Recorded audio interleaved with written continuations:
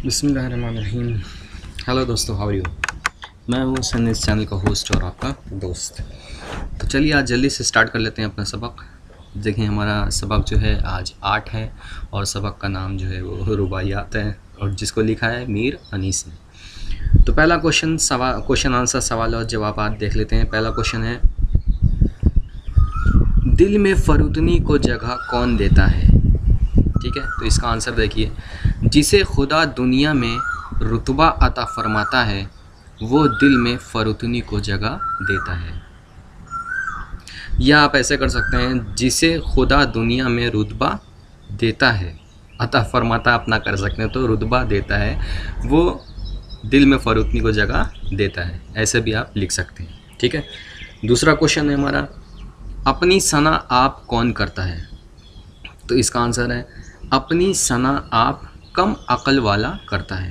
देखें, क्वेश्चन आपको वही लिखना है, अपनी सना आप, उसके बाद जब कौन आता है ना, कौन की जगह पे बस आपको लिखना है कम अक्ल वाला, और करता है सेम एज इट इज़ वैसे ही रखना है आपको। ठीक है, थर्ड क्वेश्चन हमारा, खाली ज़र्फ़ के सदा देने से क्या मुराद है।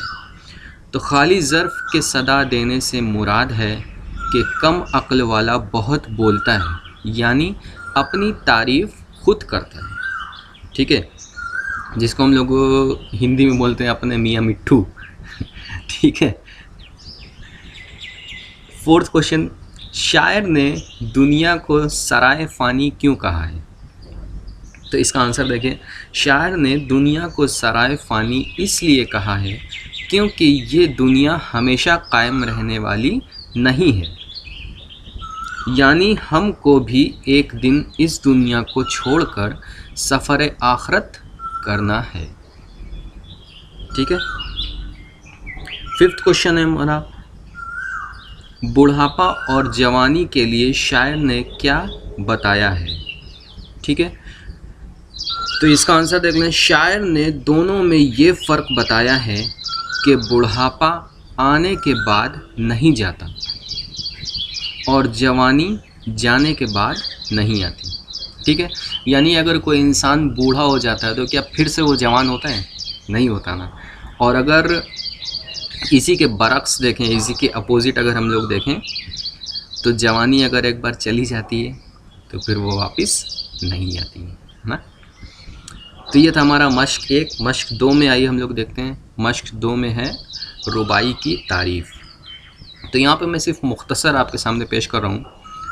ठीक है, रुबाई 4 मिसरों वाली मुख्तसर नज़्म को कहते हैं, यानी रुबाई के अंदर जो होते हैं वो 4-4 मिसरे होते हैं। ठीक है, इसका पहला, दूसरा और चौथा मिसरा आपस में हम काफ़िया और हम रदीफ़ होता है। काफ़िया और रदीफ़ आपको मालूम ही होगा ना, तो वो जो होता है वो हम काफ़िया और हम रदीफ़ होता है, यानी एक जैसा ही होता है उसके लास्ट में जो होता है।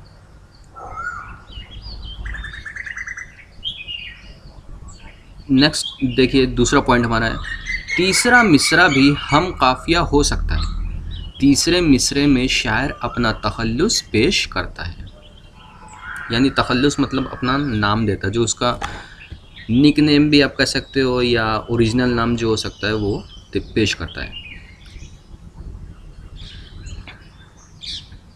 नेक्स्ट पॉइंट हमारा, चौथा मिसरा बहुत ज़ोरदार होता है।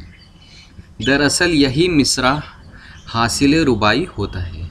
ठीक है, नेक्स्ट हमारा, रुबाई में अखलाकियात, फ़लसफ़ा, मज़हब, तसव्वुफ़ और कौमी मज़ामीन बयान किए जाते हैं। ठीक है, क्योंकि रुबाइयात में जो है वो फ़लसफ़े, मज़हब, तसव्वुफ़ और कौमी मज़ामीन जो है वो बयान किए जाते हैं, यानी इसमें आशिक और महबूब की कोई इसमें बात नहीं होती है। ठीक है, वो गज़ल होती है जिसमें आशिक और महबूब से गुफ्तगू होती है। यहाँ पे देखें जो मैंने ब्रैकेट दिया है, इसमें उर्दू में अनीस, अकबर, इलाहाबादी, हाली, जोश, मलियाबादी जो थे, अमजद वग़ैरह की रुबाइयात बहुत मशहूर हैं, यानी इन लोगों ने भी रुबाइयात जो हैं वो लिखी हैं और जो है काफ़ी मशहूर हैं। तो ये था हमारा लेसन 8 का मुख्तसर सा खुलासा। अगर आपको पसंद आया हो तो लाइक भी कर सकते हो, कोई बात नहीं है ऐसी। तो नेक्स्ट वीडियो के साथ बहुत ही जल्द मिलेंगे। और अगर आपको लगता है कि ये वीडियो आपके लिए और आपके किसी अपने के लिए